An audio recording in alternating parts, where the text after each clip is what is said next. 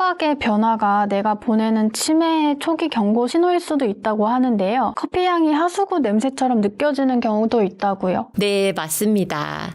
여러 가지 감각 중에서 후각은 가장 먼저 고장나는 감각인데요.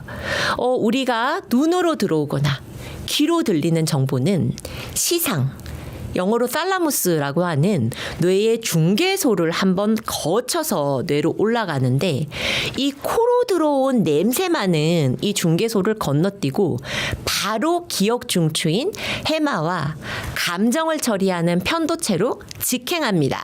유일하게 후각만이 뇌 핵심 부위로 뚫려 있는 직통 고속도로인 셈이죠. 그래서 냄새를 맡으면 수십 년 전 기억에 저장된 그 냄새가 떠오르는 거예요. 근데 문제는 치매가 진행돼서 이 치매 찌꺼기가 가장 먼저 쌓이는 곳이 이 고속도로의 입구 내후각 피질이라는 겁니다.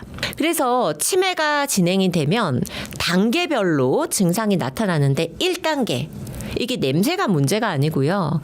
엄마가 요즘 음식 간을 잘못 맞추시거나 음식 맛이 예전 같지 않다면서 숟가락을 일찍 놓으신다면 이게 단순 노화가 아닙니다. 우리가 느끼는 음식의 풍미는 혀가 아니라 코가 결정하기 때문에 냄새 감지 능력이 치매 때문에 떨어지기 시작하면 모든 음식이 종이 씹는 것처럼 몸이 건조해집니다. 그래서 이 시기에 주면 좋은 공간 처방은 우리 주방 창문 베란다에다가 바질, 로즈마리와 같은 아주 감각적인 향이 나는 허브 화분을 두어 일상생활에서 자연스럽게 코끝을 자극하는 환경을 만들어주면 좋습니다. 자, 이제 초기 치매에서 조금 더 진행돼서 중기가 되면 냄새는 맡기는 하는데 이게 무슨 냄새인지 모르는 거예요. 냄새 신호가 뇌에 도착은 했는데 그거를 과거 기억과 매칭해서 해석하는 검색 시스템이 고장난 겁니다. 이럴 때는요, 정체불명의 향을 치우고 눈에 보이는 냄새만 남기는 게 중요해요. 커피향이 나면 주방에 커피잔이 보여야 하고, 과일향이 나면 식탁에 귤이나 사과가 놓여 있어야 합니다. 코가 잃어버린 이름표를 눈으로 확인하게 해주는 것, 이게 이 시기에 중요한 공간 처방이고요. 이제 말기치매 3단계가 물어보신 그 현상인데 착후각이라고 합니다. 간 내린 향긋한 커피향이 역겨운 하수구 냄새로 느껴지고, 귀여운 아이의 정수리에서 나는 샴푸 냄새가 고무 타는 냄새로 느껴집니다. 우리 코의 후각신경세포는 손상되어도 저절로 재생되는 능력이 있는데 치매로 인해 이게 불안정하게 재생되면서 전화선이 엉뚱한 곳에 꽂히는 오류가 발생하는 거예요. 장미 향기를 전달해야 되는 신경이 하수구 냄새의 구역에 연결되어 버리는 시기죠. 그리고 부모님이 갑자기 식사를 거부하시거나 특정 장소를 피하신다면 안 나는 유령 냄새가 나는 경우도 있는데요. 이 단계의 공간 처방은 향기끼리 서로 다투지 않게 하는 게 중요합니다. 거실 디퓨저와 화장실 방향제 냄새, 강한 세제 냄새와 같은 서로 모순되는 향기가 뒤섞이면 뇌가 극심한 피로를 느끼거든요. 치매 환자가 늘면서 치매 치료제에 대한 관심도 커지고 있는데요. 그런데 이런 치료제가 모든 환자에게 적용되는 것은 아니라고요? 네, 맞습니다. 우리는 아직 나 정도면 쌩쌩해 하면서 40, 50대의 평범한 일상을 보내는 동안에도 사실 뇌 속에서는 아밀로이드라는 치매 독소 물질이 강바닥에 조용히 쌓이기 시작하는데요. 실제로 기억력 저하 같이 눈에 띄는 증상이 나타나기 15년에서 20년 전부터 이 찌꺼기가 소리 없이 쌓이기 시작해요. 근데 예전에는 별로 할 수 있는 게 없었는데 최근 레켐비아 같은 항아밀로이드 항체 치매 치료제가 나오면서 뇌세포가 완전히 망가지기 전 골든타임을 노려서 초기 단계의 치매 찌꺼기를 직접 청소하고 병의 진행을 늦추는 새로운 치료의 혁신적인 시대가 열렸습니다. 근데 다만 이거 아무나 다 쓸 수 있는 약이 아니고 뇌 속에 아밀로이드가 실제로 존재한다는 것을 아밀로이드 PET-CT라는 영상 검사를 통해 먼저 확인을 해야만 이 약을 쓸 수가 있고요. 또 이거는 많이 진행된 치매에서는 효과가 적고 아주 초기 단계, 이제 막 쌓여가는 단계에서 시작해야 효과가 있습니다. 그래서 제가 강조하는 거는 알츠하이머와의 싸움은 사실 장기전이거든요. 이런 치료제가 뇌 속 병리 물질을 걷어내고 회복의 기회를 열어준다면 건강한 생활 습관과 또 제가 주장하는 치유적 주거 환경은 그 토대 위에서 뇌의 회복 탄력성을 단단하게 쌓아 올리는 성공의 열쇠가 됩니다. 그래서 치매 약물 치료와 환경 개선은 서로 대체하는 게 아니라 서로 효과를 증폭시키는 최상의 파트너인 거죠. 플라스틱이라는 것 자체가 실제는 어떻게 생겼냐를 좀 생각을 하시면 되는데, 고분자라는 굉장히 작은 분자를 여러 개 연결해서 사슬 모양으로 만들어 놓은 그런 것을 우리는 고분자라고 하는데, 이런 고분자 알갱이들이 아주 많이 모여 있는 것을 우리가 녹여서 꾹 눌러놨다고 생각하면 돼요. 그게 플라스틱이에요. 근데 그러다 보니 플라스틱의 가장 표면에 좀 약하게 매달려 있는 알갱이들도 있을 수 있잖아요. 그러니까 우리가 생수를 샀다 그러면은 생수병을 만들 때 그 표면에 약하게 붙어 있던 그런 플라스틱 덩어리, 이런 것들은 물에 자연스럽게 떨어져 나올 수가 있죠. 마찬가지로 우리가 냉동 밥을 해서 뭐 플라스틱 용기에 담았다 그러면 플라스틱 용기 표면에 좀 약하게 붙은 부분들은 떨어져 나올 수 있는 가능성이 있죠. 그리고 이것을 냉동고에 넣으면은 플라스틱의 성질 자체가 좀 더 플라스틱 알갱이, 고분자 알갱이들끼리 붙어 있는 성질 자체가 좀 약해질 수가 있어. 그러면 좀 더 쉽게 떨어져 나올 수가 있죠. 그러다 보니 이 밥에 그런 미세 플라스틱이 좀 떨어져 나올 수 있다. 이 정도로 생각하시면 될 것 같고, 이것을 이제 뭐 피하려면은 유리 용기 같은데 밥을 담아도 되고, 꼭 이 밥을 냉동고에 보관하지 않으셔도 되죠. 밥을 어느 정도만 뭐 5번, 6번 먹을 정도만 밥을 한 다음에 이것을 그 유리 용기에 담아서 냉장고에 보관을 해도 얼마든지 잘 보관할 수 있습니다. 과일이나 채소의 경우에 먼저 많은 경우에 우리가 소비를 할 때는 농약 성분이 거의 남아있지를 않습니다. 이 농사를 짓는 분들이 잘 관리를 하고 이것을 유통하는 것을 잘 지켜주시기만 하면 그런 문제는 없는데, 아주 가끔 이런 농약이 채소에 묻어서 오는 경우도 있죠. 이런 경우가 이제 두려워서 우리가 많이 씻고 그러는데, 연구가 하나 있습니다. 어떤 연구가 있냐면 과일에 있는 농약을 여러 가지 용액으로 한번 닦아봤는데 한 10% 정도 되는 식초, 그러니까 우리가 가게에서 사면 그게 한 10% 정도 되는 식초예요.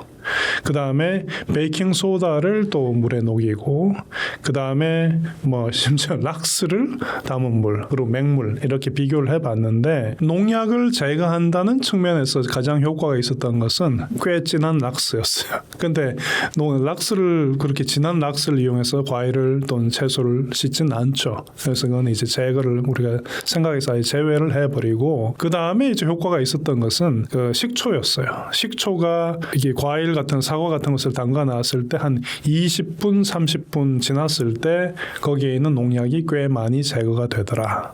자, 그런데 우리가 이제 현실적으로 좀 생각을 해보셔야 돼요. 누가 그 식초 원액을 그대로 과일을 담는 데 씁니까? 그런 사람 아무도 없을 거예요. 그래서 일반인들이 하는 방법은 물에 식초 몇 방울 넣고 또는 물에 베이킹소다 약간 타고 그 다음에 이제 과일을 닦는 요 정도로 하시는데, 미안하지만 그런 방법은 물로 닦는 것과 아무 차이가 없습니다. 그러니까 식약처에서 권장하는 그런 방법을 보면 흐르는 물에 과일을 닦으라. 그러면 이제 실제는 남아있는 잔류 농약이 꽤 많이 제거된다 이렇게 되고요. 실제로 저도 이제 그걸 권하는데 이제 과일을 샀을 때 간혹 가다가 이런 오래된 과일이라든지 했을 때 과일 위에 왁스 코팅이 좀 많이 된 경우도 있고요. 이런 경우에는 이런 것들을 좀 제거를 해야 되겠죠. 그래서 그걸 어떻게 하느냐? 일반적인 방법으로는 이런 두꺼운 왁스 코팅을 제거하기는 좀 힘들고요. 그래서 제가 알려드린 방법은 그 베이킹 소다라든지 워싱 소다 이런 염기성 성분 알갱이 있죠. 이런 것들을 과일 위에 좀 뿌리고 그걸 이제 손으로 비비는 거예요. 그러면 이런 물질들이 일종의 연마제가 되어서 그 위에 있는 농약 성분이나 왁스 코팅 같은 것을 긁어내버릴 수가 있습니다. 그런 다음에 이제 물로 닦으면 아주 깨끗하게 상당히 많이 깨끗한 상태로 드실 수가 있습니다. 냉장 보관을 하면 안 좋은 것들 이렇게 먼저 냉동 보관을 해야 되는데 냉장 보관을 하면 안 되는 것이 대표적인 게 고기입니다. 고기는 육류, 소고기, 돼지고기, 닭고기 이런 것들은 세균이 아주 좋아하는 그런 먹이죠. 지방, 단백질, 또 세포에 달려있는 당분 이런 것들 때문에 이런 것들은 그 냉장고에 넣는 순간 꽤 빠른 속도로 세균 오염이 될 수 있으니까 이런 것들은 냉동고에 보관을 해야 되고요. 특히 이제 갈아놓은 고기 이런 것들을 냉장 보관을 좀 오래 하다 보면 고기가 색깔이 변하는 것을 볼 수가 있을 텐데요. 운이 나쁘면 이런 고기에서 그 중년 여성이나 남성들이 맞는 보톡스 있죠. 보톡스에 들어가는 보톨리눔 톡신, 독소라고 하는 것이 이 세균이 만들어내게 돼요. 그러면 고기 속에 이런 보톡스의 독소가 생기게 되고, 그리고 이걸 먹게 되면은 몸이 굉장히 아파질 수가 있죠. 이걸 이제 우리는 햄버거병이라 그러는데, 이런 것들을 피하려면 이제 갈아놓은 고기를 냉장고에 오래 두는 것은 안 좋겠고요. 또 안 좋은 것들을 좀 생각해 보면은 과일 같은 경우에 냉장고에 딱 들어가는 순간 익는 과정, 숙성 과정이 완전히 멈춰버리는 그런 것들이 있어요. 그 시간이 지나도 아무 변화가 없는, 그래서 외려 그 순간부터 냉장고 속에 있는 세균이나 이런 것들이 침투하면서 과일을 상하게 하는 그런 경우도 있고, 그리고 좀 따뜻한 지방에서 온 그런 과일이나 열매 또는 뿌리 그런 것들이 또 냉장고에 뒀을 때 냉해를 입는 그런 경우도 있습니다. 좀 대표적인 것들을 제가 좀 말씀드리면은 감자 같은 경우에 그 감자는 이제 흥미로운 화학 반응을 제가 좀 자세히 좀 설명해 드릴게요.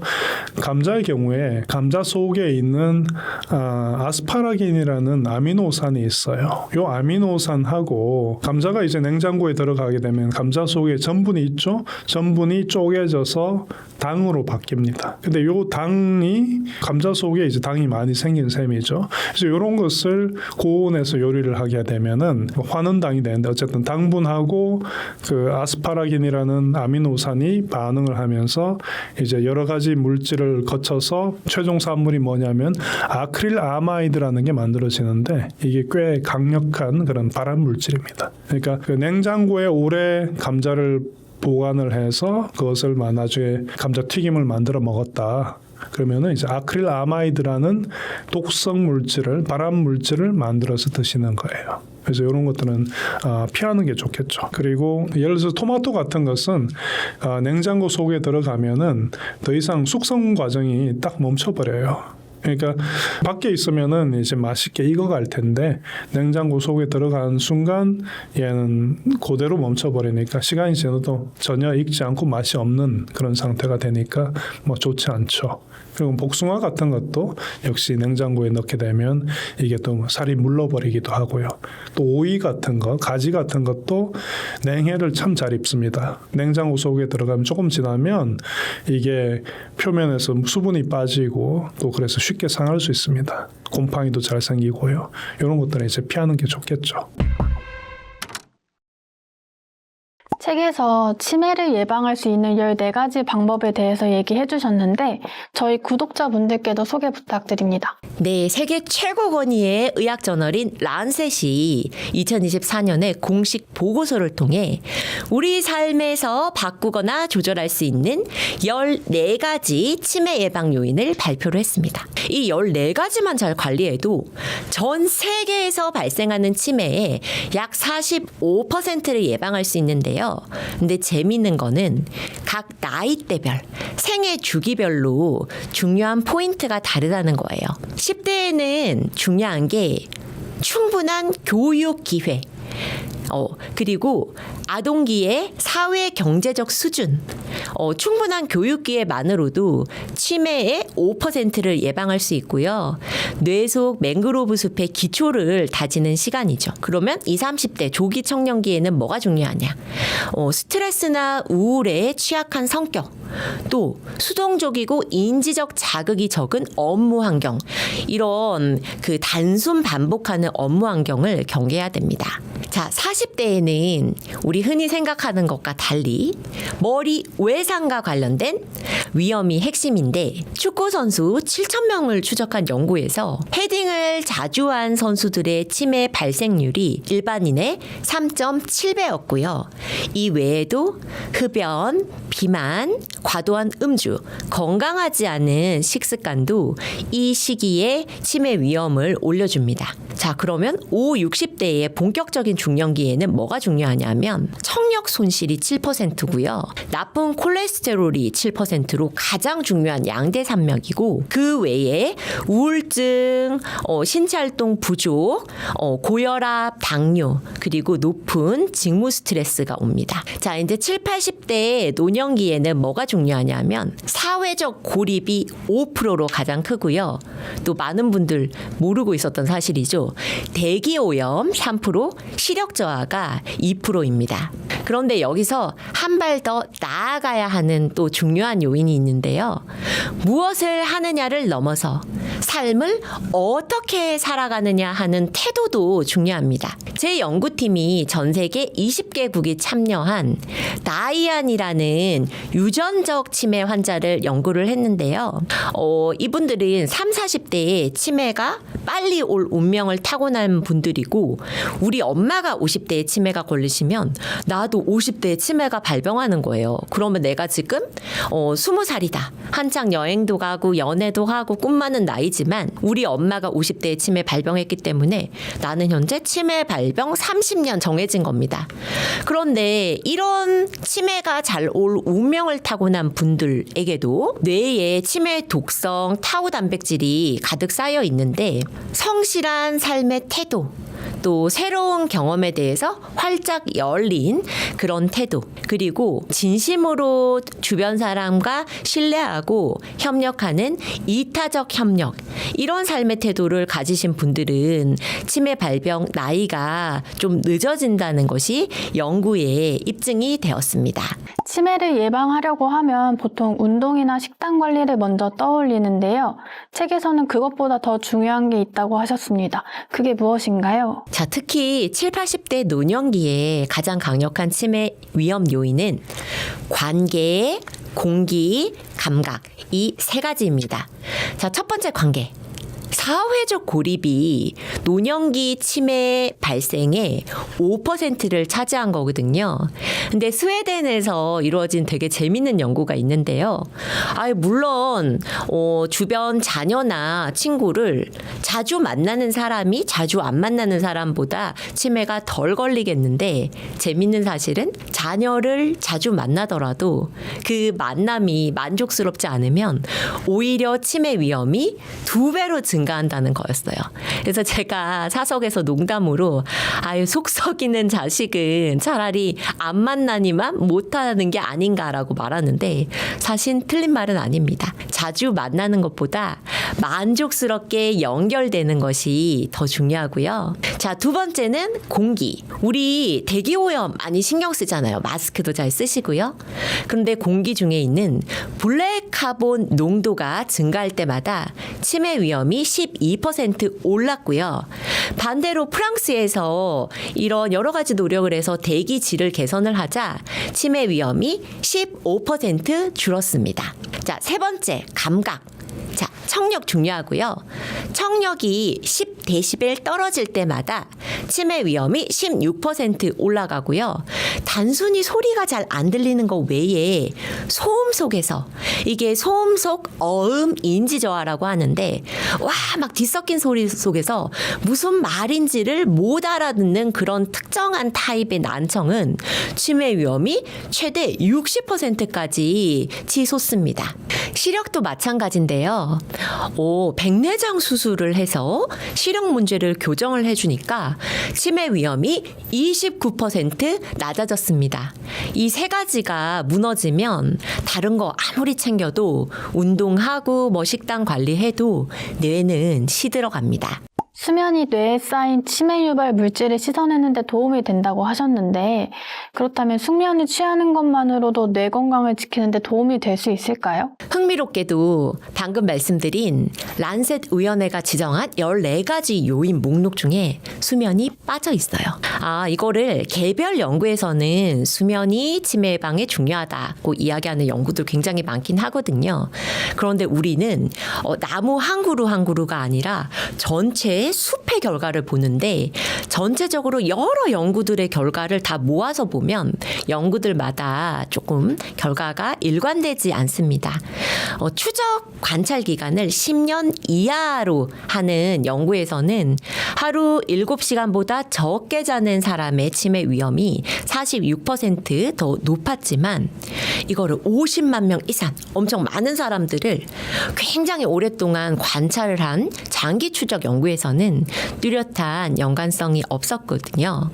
그래서 전문가들은 이 짧은 수면이 치매의 원인이라기보다 어쩌면 초기 치매의 전조 증상일 수도 있다고 그렇게 생각하는 분들도 있고요. 그렇다고 수면이 중요하지 않다는 건 아닙니다. 우리 뇌에는 글림파틱 시스템이라는 치매 독소를 씻어주는 청소팀이 있는데, 하루 7시간 안팎의 충분한 수면이 이 아멜로이드가 쌓이는 속도를 늦춰주고 치매 독소를 씻어내 준다는 연구 결과는 분명히 있습니다. 다만 영국 23년 추적 관찰한 연구를 보면 수면 하나만이 중요한 게 아니라 체중과 함께 작용을 하는데요. 체중이 정상이면 수면 시간에 따른 치매 차이가 없었는데, 비만인데다가 짧게 자는 단기 수면까지 겹치면 치매 위험이 상승작용을 해서 훨씬 커졌어요. 그래서 수면 자체가 단독 만능 요인이라기보다 체중 관리와 운동과 함께할 때 더 효과가 아주 강력하다는 것이 지금 정리된 결론이죠. 인덕션을 쓰더라도 우리가 음식을 태울 수가 있죠. 곰탕을 끓인다든지 또 아니면은 다른 조리를 할 때 너무 높은 온도로 가열을 하다 보면은 음식을 태울 수가 있습니다. 그러면 이 태울 때 나오는 그런 화합물들, 그런 것들이 있고, 인덕션을 쓰더라도 기름을 고온에서 가열을 하면 이제 벤조피렌 같은 발암 물질이 만들어질 수가 있습니다. 그러니까 주방은 언제나 고온에서 조리를 하면 발암 물질이 생길 수 있는 그런 곳입니다. 그러니까 환기를 잘 해주는 것이 굉장히 중요하겠죠. 그 다음으로 조리 기구 자체가 또 문제가 되는 경우도 있어요. 우리가 예를 들어서 테플론이라는 고분자가 코팅된 그런 잘 달라붙지 않는 그런 프라이팬의 경우에 이 테플론 코팅을 하기 위해서 사용했던 물질이 있어요. 이 물질은 탄소에 불소가 굉장히 많이 달려 있는 그런 물질인데, 이런 물질은 우리가 전기를 마신다든지 했을 때 꽤 몸에 나쁜 그런 영향을 끼치는 물질인데, 그러니까 이런 그 프라이팬을 사용을 할 때 그냥 아무것도 넣지 않고 가열을 한다. 그러면 이 테플론 부분에서 그런 물질들이 증기가 되어서 빠져나올 수가 있죠. 이런 것을 마시게 되면 굉장히 많이 아파지게 됩니다. 그래서 이런 것들을 조심하셔야 되고요. 그리고 앞에서 우리가 청소 이야기를 좀 했었는데 요리를 하는 것도 그렇지만 조리를 하고 닦고 이런 걸 할 때 아까 얘기했던 락스나 이런 세정제가 또 산성 물질하고 섞인다든지 이렇게 되면 여기에서 또 뭐 염소 기체가 생길 수도 있고 클로라민 같은 것도 생길 수가 있는 거거든요. 그러니까 주방은 언제나 환기가 잘 되는 환경에서 둬야 한다. 이게 이제 제가 드리는 이야기입니다.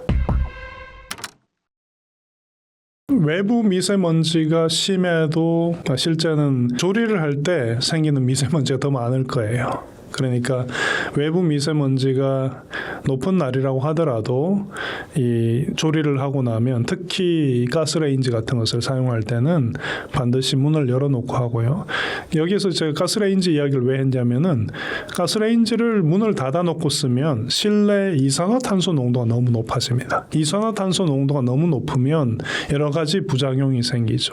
이게 우리가 일상적으로 밖에 나가서 우리가 맡게 되는 이산화탄소의 농도는 뭐 400에서 500 ppm이라고 한다면 이 문을 닫아놓고 조리를 한다든지 하면 2000 ppm도 쉽게 올라갑니다. 2000 ppm이 되면요 학생들의 경우에는 공부가 안 돼요. 잠이 오고 그리고 어떤 그 생각이 흐릿해지는 그런 상황이 되고 5000 ppm 이상에 오래 있으면은 몸에 건강에 문제가 생길 정도의 그런 높은 농도거든요. 그러니까 가스레인지를 쓸 때 이럴 때 반드시 문을 열고 사용하는 습관을 가지시고 그런 다음에 다 조리 끝난 다음에 그다음에 문을 닫으면 되겠죠. 그리고 공기청정기를 왜 사람들이 안 쓸까? 공기청정기는 쓰는 게 좋아요. 그리고 우리가 실내에 산다고 실내가 실제 깨끗해 보이지만 얼마든지 또 곰팡이라든지 세균, 미세먼지 조리할 때 생기는 이런 거름 같은 것들도 얼마든지 생길 수 있기 때문에 실내에 오래 머무는 경우라고 하더라도 공기청정기를 사용해서 실내 공기질을 깨끗하게 하는 것이 좋겠습니다. 상황이 된다면 그렇게 하는 것을 권합니다.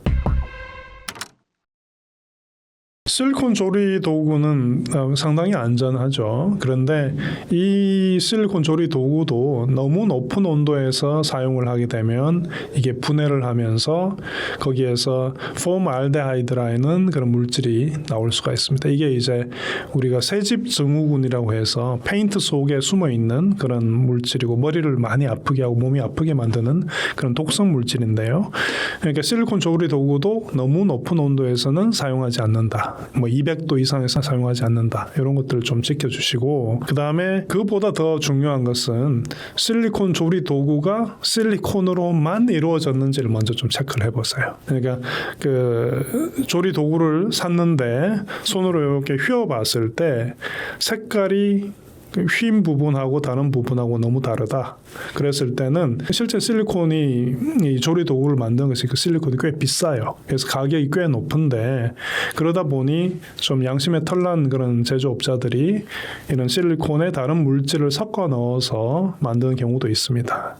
특히 우리나라가 아니라 다른 데서 오는 그런 물건들은 그런 것들은 좀 조심하셔야 되는데 그러니까 이제 휘어봤을 때 어떤 크랙 같은 어떤 뭐 금 같은 게 생긴다든지 색깔이 다르다든지 이러면 좀 저가의 하급의 물질이다 이렇게 생각하시고 그런 거 사용하지 않는 게 좋겠습니다.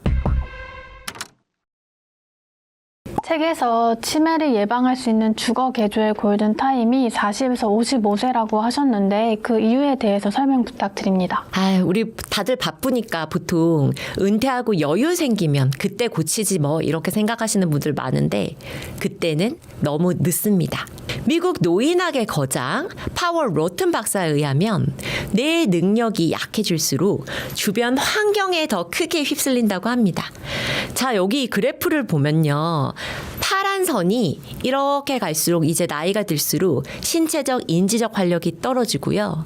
또 나이가 들수록 주변 환경에 대한 의존도가 높아지죠. 그런데 여기 노란색으로 표시된 골든타임 40세에서 55세 사이 구간을 보면요. 우리 집이나 주거 환경을 바꾸는 거 체력과 또 경제력이 있어야 되잖아요. 아직 내 힘으로 환경을 바꿀 수 있으면서 또 환경에 아직 덜 의존적인 유일한 시기, 그 교착점이 40세에서 55세 사이입니다. 이 시기에 당신에게는 주거 환경 리모델링을 감행할 경제력과 체력이 있고 또 무엇보다 바뀐 환경에 금세 적응할 수 있는 유연한 뇌가 있거든요. 영국에서 4,700명을 15년간 추적 관찰했더니 건강할 때 미리 집을 뇌 친화적으로 개조한 사람들은 나이가 들어 인지기능 저하 속도가 눈에 띄게 느려졌습니다. 7, 80대 이후에 고치는 거는 예방이 아니라 그냥 사후 대응이고요. 그리고 또 중요한 거는 치매가 시작되고 인지 저하가 시작된 후 56%의 사람이 원치 않은 이사를 경험을 하는데 나이가 들어 낯선 환경으로 급격한 변화가 가뜩이나 취약해진 뇌에 치명적 부담을 줘서 치매로의 진행을 앞당기는 거예요. 핵심은 나이가 들어서도 익숙한 내 집에서 계속 살아갈 수 있느냐, 에이징 인 플레이스인데요. 이게 경제적으로도 보면 시설 좋은 고급 실버타운에서 10년간 사는데 3억 원을 훌쩍 더 넘게 써야 되죠. 내 친화적 공간 디자인이 적용된 집은 훗날 내 집에서 존엄하게 지낼 수 있는 시간을 10년, 20년 더 확보해주는 자산이고 글로벌 에이징 인 플레이스 시장이 연 8% 이상 성장하고 있는 지금 40, 50대 골든타임을 지나고 있는 여러분께 제가 지금 공간 처방을 드리는 이유가 바로 여기 있습니다. 그렇다면 이제 치매를 유발하는 인테리어는 무엇인가요? 화면 속 이런 공간 보시면 어떠세요? 저 어릴 때는 이런 거 되게 좋아했는데 화려한 샹들리에, 복잡한 무늬의 카펫, 또 벨벳 느낌의 소파.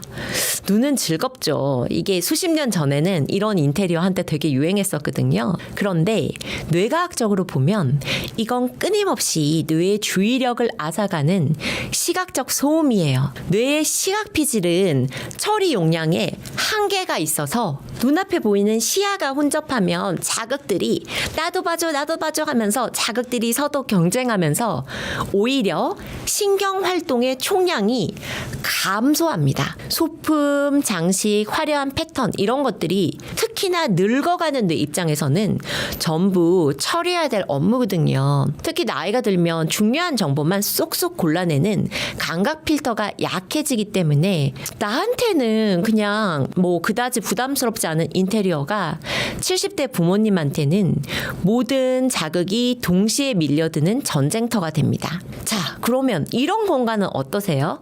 우리 특히 여자들 이런 백화점 1층 같은 이런 공간 되게 좋아하잖아요. 근데 이것도 문제예요. 바닥, 벽, 천장이 전부 같은 톤이라 뇌가 공간의 경계를 읽을 단서가 없습니다. 어디까지가 벽이고 어디까지가 바닥인지, 어디까지가 통로인지 뇌가 즉각적으로 판단할 수 없어요. 또 여기 보면 바닥이, 대리석 바닥이 빛을 반사하고요. 천장도 거울이 달려 있어서 바닥을 이렇게 데칼코마니처럼 비추고 있죠. 이런 환경은 노화되고 있는 눈에는 지나친 눈부심을 유발하고 심지어 초기 치매 환자는 이 반짝거리는 바닥을 바닥에 물이 쏟겨져 있네? 라고 착각을 해서 걸음을 멈추게 만들 수 있죠. 한때 유행한 생활감을 좀 완전히 지워버린 올 화이트 혹은 시크한 블랙 미니멀리즘 모던한 스타일도 시각적으로는 세련돼 보이지만 공간의 깊이와 경계를 알려주는 단서가 사라지면서 뇌는 끊임없이 여기가 어디지를 계산을 해야 합니다. 특히 치매와 함께 살아가는 사람들이 피해야 할 패턴 무늬 디자인까지 저희 책에서는 상세히 제시하고 있는데요. 자, 여기 보면 이걸 그 복잡한 테라초 무늬, 대리석 조각과 시멘트를 섞어 만든 이런 바닥재, 그리고 강력한 흑백 소용돌이 기악 무늬, 또 사실적인 실제 꽃이나 잎사귀 같은 이런 패턴, 그리고 제일 위험한 게 이런 맨 마지막 패턴인데 바닥에 구멍이 뚫려 있는 착시를 일으키는 어두운 검은 동그라미 무늬는 치매가 있는 분들은 이걸 실제 구멍으로 인식해서 걸음을 멈추거나 넘어질 수 있습니다. 우리가 꿈꾸는 호텔 같은 집, 이거는 눈을 위한 비주얼 럭셔리고요. 100세 시대에 진짜 필요한 건 뇌를 위한 럭셔리죠. 그래서 오히려 덧셈이 중요하기보다 뺄셈이 더 중요하고, 어디에 무엇이 있는지 한눈에 읽히고 명확함과 예측 가능성으로 채운 공간이 우리 뇌가 진정으로 머물고 싶어하는 뇌 친화적 럭셔리입니다. 그러면 구체적으로 공간을 어떻게 바꾸는 게 좋을까요? 우리 뇌가 늙어가면요, 기억력만 이렇게 떨어지는 게 아니라 눈에 보이는 세계, 냄새, 촉감까지 우리를 둘러싼 이 감각 전체가 스펙트럼에 따라 변해요. 그리고 이 병이 스펙트럼에 따라서 이렇게 1단계, 2단계, 3단계로 진행되기 때문에 공간을 처방하는 전략도 스펙트럼이어야 합니다. 뉴로테리어에서는 정상 노화부터 중증 치매까지를 하나의 연속성 위에 놓고 공간 처방을 3단계로 세분화한 세계 최초의 통합 체계입니다. 자, 저는 이 책에서 집은 서로 다른 뇌의 시간이 공존하는 우주라고 표현했는데요. 40대의 정신없이 빠른 시간과 70대의 느릿느릿 흘러가는 시간이 한 지붕 아래 함께 흐르는데, 지금까지는 함께 살던 가족 구성원의 뇌가 느려지거나 병이 들면 한쪽이 격리되거나 한 가족이 일방적으로 참고 희생하는 방식밖에 없었잖아요. 하지만 뉴로테리어는 서로 다른 뇌의 나이를 사는 가족이 조화롭게 어우러지도록 공간의 주파수를 맞추는 법을 제안을 합니다. 그래서 뇌의 나이에 맞춘 3단계 공간 솔루션을 체계화했는데요. 자, 1단계 4050 건강한 젊은 분들을 위한 예방 전략. 이 시기에는 자연과 연결된 감각 자극으로 뇌의 신경망을 평소에 튼튼하게 강화하게 하는 게 핵심입니다. 창밖의 녹지, 실내 식물, 자연 소재와 같은 바이오필릭 디자인이 뇌를 알맞게 깨우는 아주 좋은 공간 디자인이고요. 자, 2단계 60대 이후 정상 노화를 겪고 계시는 우리 부모님을 위한 관리 전략은요, 한눈에 딱 보면 뭔지 알아야 돼요. 노란 벽은 주방, 초록 문틀은 화장실. 눈에 직관적으로 보이는 단서만으로 뇌가 0.1초 만에 공간을 읽을 수 있게 하는 전략입니다. 자, 이제 마지막 3단계 중증 치매 환자를 위한 보호 전략을 제시를 합니다. 이 시기에는 예쁘고 말고가 중요한 게 아니라 먹고 마시고 하는 생존 문제가 중요하거든요. 생존 신호와 안전에 집중하는데요. 자, 빨간 접시에 음식을 담아 먹으면 치매 환자의 식사량이 25% 증가한다는 뇌의학 연구가 있습니다. 근데 기존에 저희 학계에서 기존의 접근은 항상 이 3단계 이미 중증 치매 환자가 된 분들을 위한 전략에 집중을 했는데, 이 뉴로테리어에서는 1단계 건강할 때부터 시작합니다.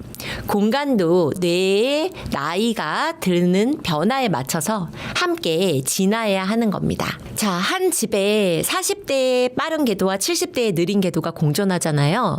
이 두 궤도가 부딪히지 않으면서도 자연스럽게 만나는 지점을 만드는 게 뉴로테리어에서 제안하는 집안 배치의 핵심입니다. 우리 보통 거실을 보면 소파를 TV와 마주보게 하는 이런 11자 배치에서 벗어나서 살짝 이렇게 15도만 이 소파를 다이닝 공간을 향해서 살짝 각도를 틀어보면요, 이렇게 거실에 앉아 있다가도 살짝 고개만 돌리면 요리하던 아내와 자연스럽게 눈을 맞출 수가 있습니다. 이렇게 열린 시야 너머로 보이는 가족의 일상은 뇌 속 거울 뉴런을 자극을 해서 이런 요리하는 가족의 뒷모습을 눈으로 쫓는 것만으로도 함께 움직이는 듯한 활력을 얻게 됩니다. 그리고 또 식탁의 배치도요. 벽에다가 이렇게 붙이지 말고 공간 중앙에서 거실에 앉아 있는 가족과 눈 맞춤을 자연스럽게 할 수 있는 다이아몬드 배치를 해보세요. 그리고 거실과 주방이 한눈에 담기는 식탁 가장 안쪽 가장자리를 부모님 지정석으로 만들면 그 자리가 어떤 서재도 되고 대화의 메인 스테이지도 됩니다. 최악의 생활용품은 실내에서 냄새를 내는 것들이 최악의 생활용품이라고 저는 생각합니다. 그 대표적인 것이 우리가 분위기를 낼 때 또는 냄새를 없앨 때 사용하는 향초예요. 향초는 태우게 되면 그름이 나죠. 그름뿐만 아니라 거기에는 여러 가지 유기화합물들이 생기는데 그 중에서도 이 알데하이드라는 물질이 꽤 많이 생길 수가 있습니다. 이 알데하이드는 우리가 술을 마시면 아세트알데하이드라는 것이 그 알코올로부터 생겨서 우리 간 세포를 죽이고 뇌 세포를 죽이죠. 그리고 이 그 세집 증후군을 유발하는 포름알데하이드도 역시 알데하이드입니다. 그러니까 이런 작은 알데하이드는 독성이 굉장히 강하다고 생각을 하셔야 되고요. 이런 독성이 강한 알데하이드가 바로 향초 같은 것을 태웠을 때 나오는 거예요.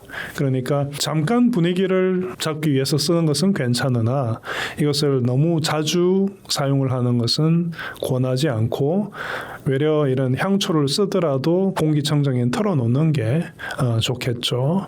그리고 마찬가지로 이 디퓨저 같은 것도 디퓨저 속에는 이 여러 가지 향료가 섞여 있습니다. 그런데 이런 여러 가지 향료를 섞기 위해서는 소위 프탈레이트라는 물질을 써야만 돼요. 근데 이 프탈레이트라는 물질은 우리가 실제 뭐 향수라든지 이런 다양한 화장품에 쓰이는 그런 물질인데 이게 환경 호르몬으로 좀 의심을 받고 있습니다. 즉 우리 몸 속에 들어왔을 때 우리 몸에 있는 호르몬의 흉내를 내면서 건강을 해치는 그런 물질이 될 수도 있으니까 이런 그 디퓨저나 뭐 향초 뭐 이런 것들은 좀 되도록이면 사용을 안 하시는 게 좋고요. 사람에 따라서는 이런 향을 좀 지속적으로 맡으면 이제 편두통이 와서 생활이 좀 힘든 그런 분들도 있으니까 자기 본인이 생각을 했을 때 몸이 좀 뭔가 안 좋다.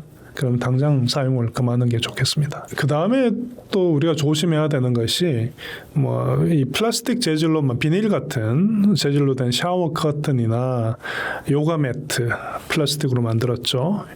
이런 요가 매트나 샤워 커튼을 처음 사게 되면 냄새가 좀 많이 날 수가 있습니다. 그런데 이 냄새가 난다 좋지 않은 거예요. 여기서 유기용매가 나오게 되고 이런 유기용매들은 우리 몸에 절대 좋을 수가 없습니다. 그러니까 이런 것을 실내에서 사용을 하겠다는 마음을 가지신다면은 베란다라든지 복도에 한동안 두어서 냄새를 다 빼낸 다음에 그 다음에 이제 집 안으로 들여서 사용하는 게 좋겠고 그 다음에 이 요가 매트 같은 경우 너무 오래 쓰면은 또 부스러기가 생기죠. 이런 것들을 사용하면서 뭐 그 위에서 뛰고 그러고 그러다 보면 집안에 미세먼지가 굉장히 많이 생길 수가 있습니다. 근데 그 단순한 미세먼지가 아니고 미세 플라스틱이에요. 그러니까 미세 플라스틱 먼지를 우리가 마시게 되는 것이니까 이런 것은 건강에 굉장히 좋지 않은 그런 제품이라 할 수 있겠죠. 그러니까 요가 매트나 이런 것들을 사용할 때 너무 오래 쓰지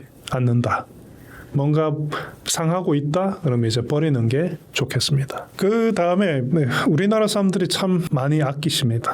그래서 플라스틱 병 같은 것을 일회용 병 같은 것도 한 번 쓰고 아까우니까 또 재사용을 하고 그러는 경우가 많은데 일회용으로 만든 그런 플라스틱 병들은 이유가 있는 거예요. 조직 자체가 그렇게 조밀하게 만들어지지가 않아요. 그러니까 한 번 쓰고 또 쓰고 이렇게 되면은 거기 표면에서 플라스틱 표면에서 많은 양의 미세 플라스틱이 떨어져 나올 수가 있어요. 그러니까 이런 플라스틱 일회용 제품을 재사용하는 것 이것은 이제 결코 좋지가 않죠. 일단 그 미세 플라스틱에 대해 미세 플라스틱이 사람에게 무슨 일을 하는지에 대해서는 아직도 논란의 여지가 많습니다. 근데 이제 제가 말씀드리는 거는 이제 사실만 말씀드릴게요. 어떤 연구가 있었냐면 수십 년 전에 돌아가신 분들의 뇌, 그리고 최근에 돌아가신 분들의 뇌, 이 두 뇌를 비교를 해봤더니 최근에 돌아가신 분들의 뇌 속에 이 플라스틱이 훨씬 더 많이 검출이 되었다. 이게 한 가지고요. 미세 플라스틱 형태로. 또 다른 것은 뭐냐면 그 치매라든지 이런 뇌 건강이 안 좋으신 분들의 뇌와 건강한 분들의 뇌를 비교를 해봤더니 이렇게 치매가 걸린 분들의 뇌가 미세 플라스틱이 훨씬 더 많이 발견됐다는 거예요. 두 가지 사실이죠. 옛날보다 지금 돌아가신 분들의 뇌에 미세 플라스틱이 더 많이 쌓여 있고, 그리고 치매로 돌아가신 분들이 정상의 뇌보다 훨씬 더 미세 플라스틱을 많이 가지고 있다. 뭐가 선인지 후인지 우리는 모릅니다. 그리고 이 미세 플라스틱이 어느 정도 쌓였을 때 우리가 치매가 걸릴지, 뭐 병이 생길지, 암이 걸릴지 모릅니다. 하지만 이게 좋지 않을 거라는 그런 생각은 하실 수 있잖아요. 그리고 실제로 실험실에서 이런 미세 플라스틱을 세포에 주었을 때 뇌세포도 죽고 다른 세포도 잘 죽습니다. 그리고 많은 연구들이 이루어지고 있는데 어떤 방식으로 이 미세 플라스틱이 세포를 죽이는지 그런 메커니즘이라고 하는데 그런 기전도 지금 많이 밝혀지고 있는 중이에요. 그러니까 세포 수준에서는 또 작은 동물 수준에서는 미세 플라스틱은 독이라는 것이 확실해요. 그게 이제 연구 결과고요. 사람한테 이게 어느 정도 영향이 있는지 그건 제가 말씀드릴 수는 없지만 그냥 독이라고 생각하시면 좋을 것 같아요. 독을 우리가 아주 적은 양을 먹게 되면 안 죽습니다. 하지만 독을 매일 많은 양을 먹게 되면 건강이 좀 더 빨리 안 좋아질 수 있는 가능성이 있죠. 그러니까 제가 드리는 말씀은 되도록이면 미세 플라스틱을 피하는 게 좋겠다. 이게 제가 말씀드릴 수 있는 말씀이고요. 그럼 미세 플라스틱을 어떻게 피할 거냐? 먼저 실내에 미세 플라스틱이 생길 수 있는 부분, 뭐 아까 얘기했던 오래된 요가 매트 이런 것들을 치우는 게 중요하고, 그 다음에 실제로 바깥의 공기 중에 미세 플라스틱이 꽤 많습니다. 자동차가 많이 다니고 있죠, 길바닥에. 근데 이 자동차의 타이어에서 이 타이어가 마모되면서 또 굉장히 많은 미세 플라스틱이 생겨요. 공기 중에 떠오르고. 그러니까 문을 열어놓는 행위, 매연이 있는 곳에서 문을 열어놓는 행위는 미세 플라스틱도 받아들이고, 그리고 매연에서 생긴 PAH라고 하는 발암 물질도 들어올 수 있는 방법이에요. 그러니까 이런 경우에는 공기청정기를 털어서 그런 미세 플라스틱 부분을 많이 걸러내는 게 좋겠죠.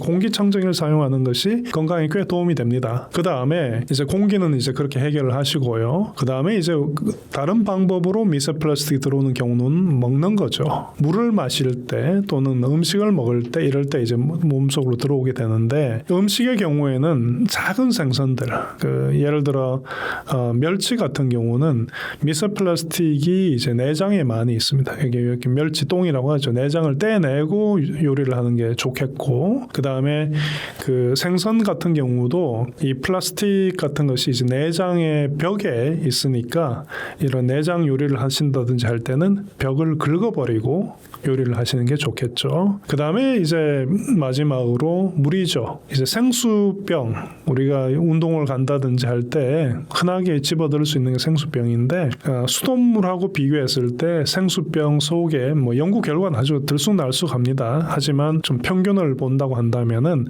생수병 속에 있는 미세 플라스틱이 수돗물보다는 한 50배에서 60배 더 많더라. 꽤 많은 양이 있는 거죠. 그러니까 되도록이면 수돗물을 먹는 것이 생수병을 속에 든 물을 먹는 것보다는 낫다는 거죠. 하지만 뭐 그 등산을 간다든지 할 때는 그 산 입구에서 생수병 살 수밖에 없잖아요. 그러니까 그럴 때는 어쩔 수 없다고 하더라도 평소에 물을 드실 때는 되도록이면 수돗물을 드시라는 거고요. 그리고 수돗물 속에 미세 플라스틱은 실제 그렇게 많은 양은 아니에요. 그러니까 근데 많은 분들이 걱정하는 게 수돗물 속에 든 중금속 같은 걸 많이 걱정하시니까 이런 것들은 그 수돗물 필터 있죠. 정수 필터를 사용해서 많이 걸러낼 수가 있어요. 그러니까 정수 필터를 수도꼭지에 달든지 아니면 정수기를 사용해서 수돗물을 걸어든지 하는 것이 좋고요. 그 다음에 이제 좀 화학적인 방법을 조금 더 말씀드리면 물 속에는 이 탄산칼슘 성분들이 실제는 칼슘 이온하고 그 HCO3-란 부분이 이제 녹아 있는데 이걸 이제 고온에서 가열을 하면 탄산칼슘이 침전이 됩니다. 떨어져 나와요. 근데 떨어져 나올 때 혼자 떨어져 나오지 않고 물 속에 있는 미세 플라스틱을 붙잡고 떨어져 나올 수가 있습니다. 그러니까 물을 끓이는 행위는 그 속에 들어있는 그 미세 플라스틱을 상당 부분 제거할 수 있는 좋은 방법이니까 집에 있는 수도를 필터를 써서 한번 거르고 그걸 그냥 드셔도 괜찮고 그래도 좀 더 찜찜하다 그러면 그걸 한 번 더 끓여 드시면 좀 더 좋은 물이 되겠습니다. 티백을 보면 종이가 있는 종이 티백도 있는데 플라스틱 티백도 있죠. 그럼 뭐 플라스틱 티백은 플라스틱도 다시 먹는 셈이니까 별로 좋은 방법이라고는 할 수 없겠습니다. 가장 좋은 방법은 수돗물을 드시는 거죠. 수돗물을 한번 걸르고 그리고 할 수 있다면 그걸 한 번 더 끓이고 두 번째 단계가 힘든데 둘 중에 하나만 하셔도 그래도 많이 도움이 되지 않을까 그렇게 생각합니다.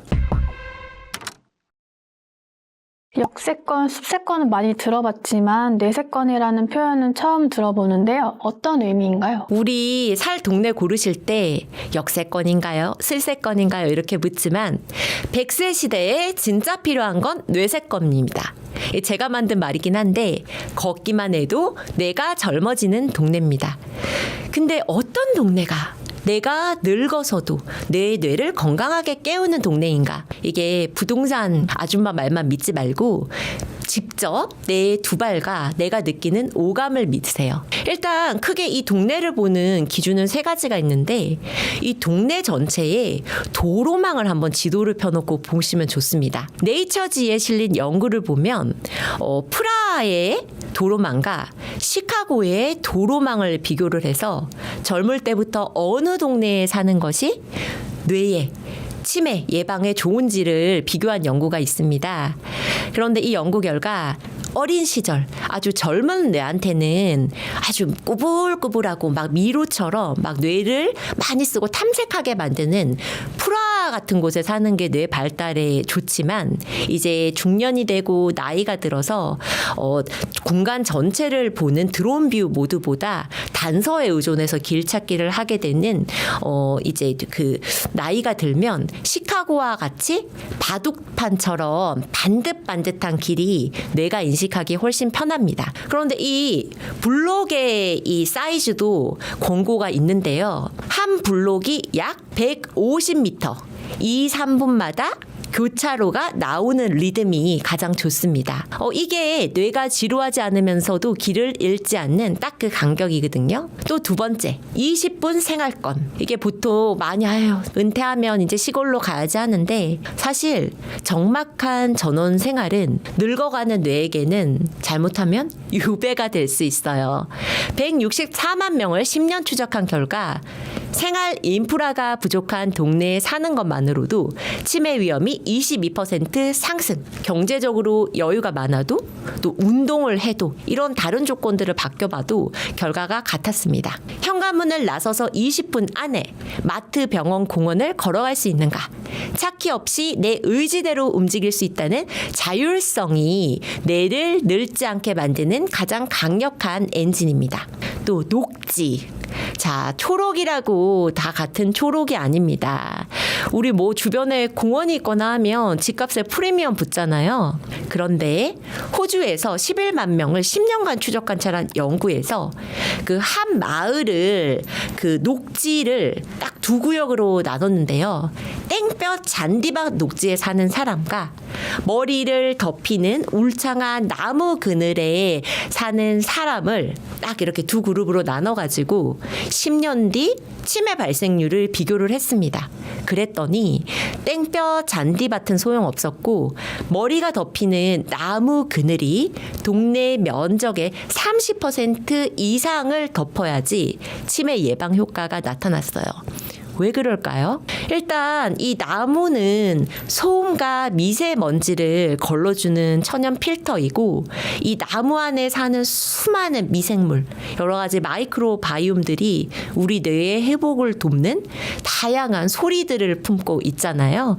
예, 그런 생물학적인 이유가 있고요. 그리고 지금 말씀드린 거는 동네 전체인데 동네를 골랐으면 이제 거리도 직접 걸어봐야죠. 우리 유독 머물고 싶고 왠지 모르게 마음이 가는 거리가 있잖아요. 그건 아마 그 거리가 우리 뇌를 완벽하게 안심시켜줬기 때문일 건데요. 자, 뉴로테리어의 뇌 친화적 거리의 조건 8가지 체크리스트를 정리를 했는데 그중 특히 재미있는 거 몇 가지 짚어드릴게요. 자, 먼저 이게 건물 1층 가장자리 공간, 엣지 공간. 노년의 뇌도 쉽게 알아볼 수 있는 건물 엣지, 가장자리의 설계인데요. 우리 뇌의 해마는 건물의 특징적인 표정을 이정표를 삼아 위치를 기억하거든요. 똑같이 생긴 아파트 담벼락만 이어지는 길에서는 뇌가 길을 찾느라 인지 에너지를 많이 낭비를 합니다. 그래서 1층에 이 건물 모서리 공간에 저기 파란 차량이 달린 빵집을 지나면 우리 집이지 하고 길 찾기를 떠올릴 수 있는 표정이 선명하게 살아있는 거리가 좋은 거리입니다. 뇌 친화적 거리 바닥의 비밀. 우리 뇌는 발바닥 촉감과 시각 정보를 합쳐서 무의식 중에 밸런스를 잡는데 나이가 들수록 이 처리에 과부하가 걸리더라고요. 그래서 뇌 친화적 거리 바닥의 비밀로 우리 보도블럭 있죠. 이 보도블럭 이음새 틈이 6mm 이하로 촘촘한지, 배수구에 지팡이가 빠지지 않는지 이런 디테일들이 뉴로테리어에 자세히 소개되어 있고요. 우리 발밑이 안전해야 비로소 뇌가 긴장을 풀고 고개를 들어 풍경을 즐길 여유가 생깁니다. 또 뇌 친화적 벤치 디자인도 소개해 놨는데요. 이게 벤치는 단순한 쉼터가 아니라 흐트러진 방향 감각을 다시 잡고 다음 목적지를 계획하게 하는 생각의 거점이에요.